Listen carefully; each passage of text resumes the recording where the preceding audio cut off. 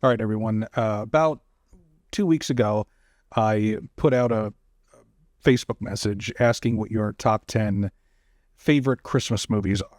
Not the best, not the most technically sound, none of that. Just what are your favorites? And I got a bunch of different responses. I incorporated some of your suggestions into my list. But without further ado, I do present my top 10 Christmas movies of all time. You can debate me all you want, but they are non-negotiable. I did take some of your suggestions, like I said, into account. A couple made my list. The criteria that I used was a combination of things. Very little being technical film making, because nobody really cares about that. I went for nostalgia, rewatchability. Yes, I absolutely made that word up. I went for movies that make us feel good, even if some of them aren't traditional family Christmas movies. A few things before we get started. No, I did not include A Christmas Story. Yeah, I get you like to watch it 24 hours straight over Christmas. That doesn't make it a good movie. Again, I'm not even talking about this from a technical filmmaking standpoint. The story is fucking terrible. Nothing actually happens. It's just a series of random events leading up to the most predictable ending ever. Ralphie shoots his eye out because he's a stupid fucking kid and he's too young to own any type of gun, even a BB gun. Oh my God, I shot my eye out. You'll shoot your eye out, kid. You'll shoot your eye out. This plays more like a local evening news story than it does a Christmas film. Bad parenting leads to Christmas Day accident. I think they're actually planning a sequel where Ralphie blows up his little digits by playing with fireworks. His kind of perverted dad buys him to get him to stop whining. Where did he get the extra money? I don't know. Maybe he sold that stupid leg lamp. I get it. It's tradition. I get there's a lot of nostalgia. No, I don't judge you if this makes your top 10, but for me, it gets a big fat 0 in the storytelling and rewatchability. For me, it is absolutely unwatchable. There were some honorable mentions that I had to cut. This is hard, and there are way more really great Christmas movies than you think. The Santa Claus movies with Tim Allen are solid. Fred Claus is great because Vince Vaughn plays a great overconfident loser. In that case, Kris Kringle's brother. A Muppets Christmas Carol is like 10A for me. I went back and forth so many times with this one. I kept convincing myself that the Claymation specials, spoiler alert, they're number 10, weren't movies, they were TV shows. But ultimately, as a kid, I went with what I had to watch every Christmas season. Like, if I missed Rudolph, I would be devastated because I would have to wait a whole year before I could ever watch it, before I could even watch it again. The original animated How the Grinch Stole Christmas was hard to leave out. I left this one out because it would make the list of top 10 Christmas books if I were to make one. Also, Die Hard. It's definitely a Christmas movie. I love it. It just didn't make the list. So, back the fuck off. Yippee-ki-yay, motherfucker. Okay, with the disclaimers out of the way, let's start with number 10. I bulked the Claymation Christmas specials together because it's my list and I make the rules. These movies made in the 60s still hold up today. Most of the people I know will stop what they're doing and watch these classics if they find them on TV. They're also trying to pass that tradition along to their kids. For some, it's tradition to sit down as a family and watch these stories together every year, no matter what, no matter how old you get. For me, Rudolph does it for me. I relate to that poor little guy, and I relate to the misfit toys. I always told myself as a kid I would play with those toys over the good toys any day of the week because they're interesting. Number 9 is one you've probably never heard of.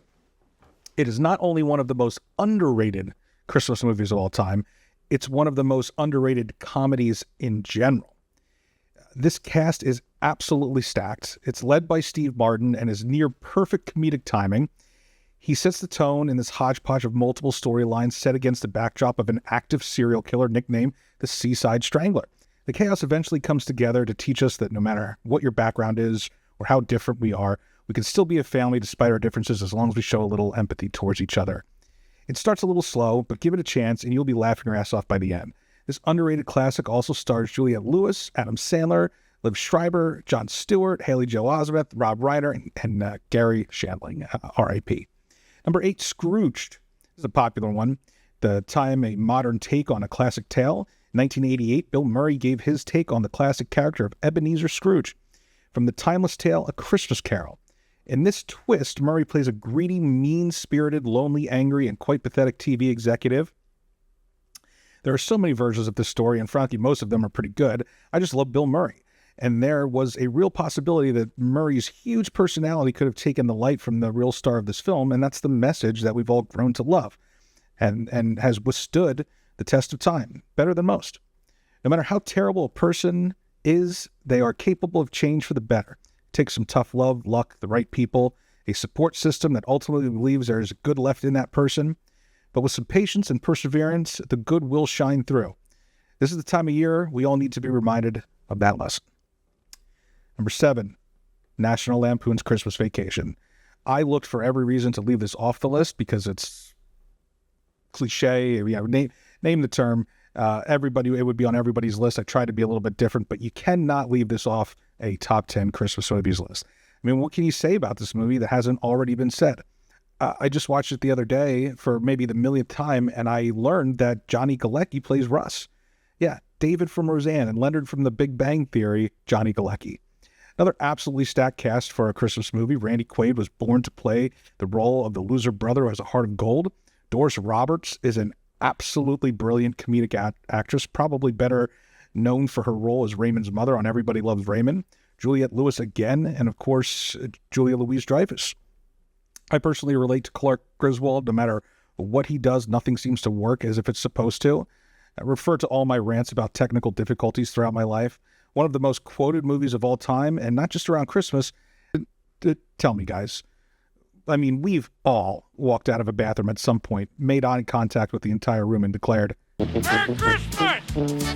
Dinner was full! Number 6, Miracle on 34th Street. 1947 or 1994's version, it doesn't matter. Both are amazing. Some would argue this is the greatest Christmas story ever told. You want to still believe in the miracle of Santa Claus? Watch Miracle on 34th Street a couple times this Christmas. I'm partial to the 94 version because I love Richard Attenborough. And seriously, if you don't know who he is... Dr. Grant, my dear Dr. Sattler, welcome to Jurassic Park. Before he was the legendary John Hammond, he was the Kris Kringle. This heartwarming story explores what is real and what can be real if we want it bad enough. I'm not sure how well the mental illness aspect of this movie has aged, but I do know as an adult, sometimes it's a really great escape to be able to convince yourself that magic does exist, whether that's in the form of superheroes, a god you believe in, or Santa Claus. To be able to let your mind escape from the prison of reality, if only for a few minutes a day, is therapeutic. Miracle on 34th Street helps us craft that narrative in our minds and reminds us that we aren't the only ones that want to believe that this stuff is real. On to number 5. This is where it might start to get a little controversial. Love Actually. Although a well-known Christmas movie, I would say the population is split on whether it is a top 10 Christmas movie. I include this for a couple reasons. The story itself is deep and moving, but the comedic relief is enough that it doesn't completely depress us on what is already a tough time of year for a lot of people. Also, it has one of the most iconic scenes in movie history. It's been spoofed and recreated so many times over the years. Saturday Night Live, Ted Lasso, Jimmy Kimmel worked it into a bit using Trump's White House as a backdrop. Number 4, Edward Scissorhands. Thank you to everyone who reminded me that this is a Christmas movie. Tim Burton is a generational talent when it comes to storytelling. The worlds he creates are just real enough to allow us to put ourselves there. His characters are over the top but easily relatable. And Edward Scissorhands is one of his best efforts ever. Like many filmmakers, Tim Burton loves to work with the same people when possible, so you'll see a lot of familiar faces in this movie. Winona Ryder, Johnny Depp, Diana West, Alan Arkin, just to name a few, have all worked on multiple projects with Mr. Burton. A truly moving story about an outcast, a completely innocent person who looks scary, so instead of getting to know the person under the scissors in this case, society chose to pretend like he didn't exist. That is until they found out that Edward can use his perceived disability to benefit those same people who shunned him. Of course, that relationship is so fragile that if Edward makes one little mistake, the town will look at him as a monster. This story is a tribute to classic stories like Frankenstein, with Tim Burton's unusual style, of course. Personally, I think this was one of Depp's best performances while he was in his absolute prime. Number 3, Home Alone 1 and 2. 1 is clearly the GOAT, but I had to include 2 because it was essentially just a remake of 1, except it takes place in New York City. The Home Alone movies are a must-watch every Christmas season. Every kid Kevin McAllister's age feels forgotten, especially in a large family.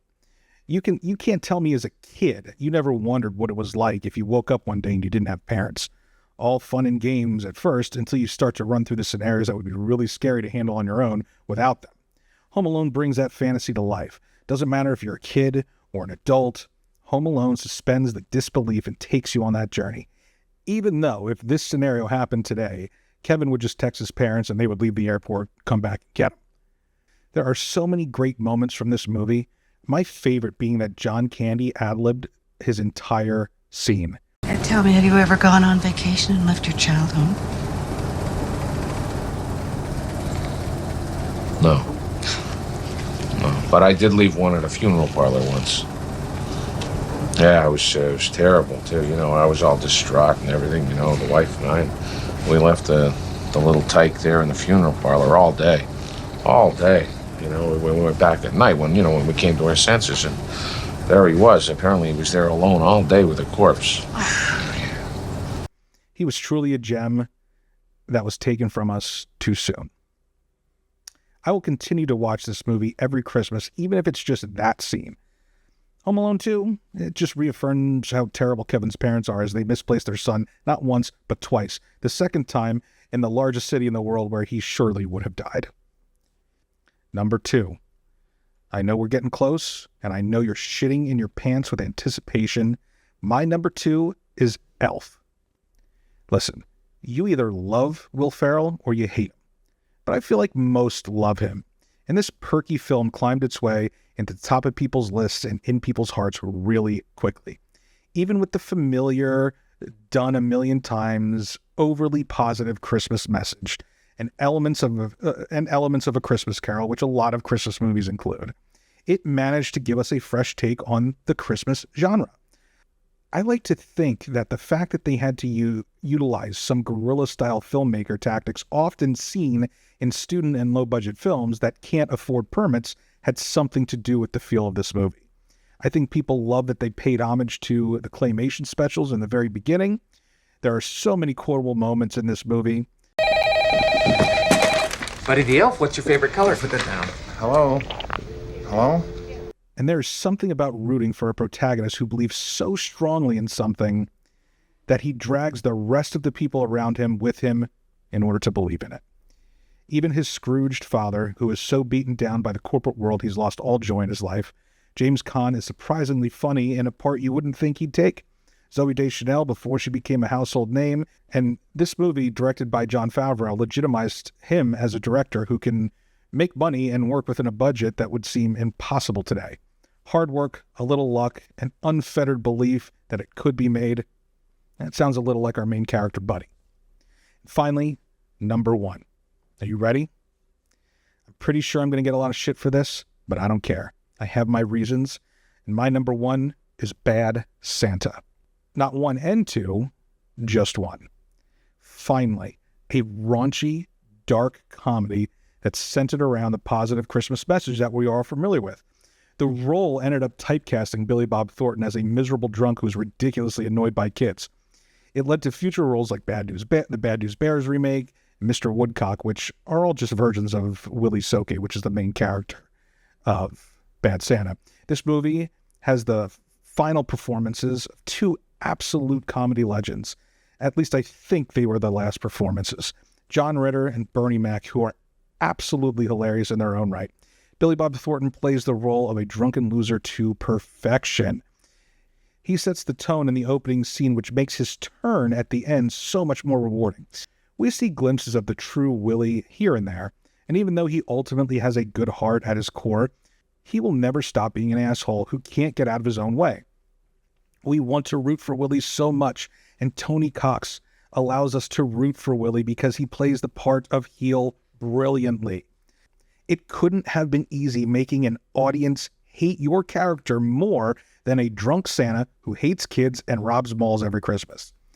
These two embody the exact opposite of the Christmas spirit throughout most of the brilliantly written and acted film. Now, I have a theory that might seem a little crazy, but hear me out. I believe that this is just another updated modern version of A Christmas Carol. Billy Bob Thornton plays Scrooge. The three ghosts, in no particular order, are Thurman Merman, the kid he meets and who latches on to, Sue, his love interest, and Marcus, his partner. I don't think it matters much which ghosts they are and when they arrive, just that they send Willie on the path to redemption while he realizes what Christmas is all about, and that if you just let people care about you, you don't have to be a miserable fuck around the holidays. Merry Christmas, everyone. I hope it's a wonderful time for you and your families. If you like this video, make sure you share it, like it, and let me know, what did I miss? What should I have left out? What are your favorite moments from these classic Christmas tales? And I'll see you guys next year.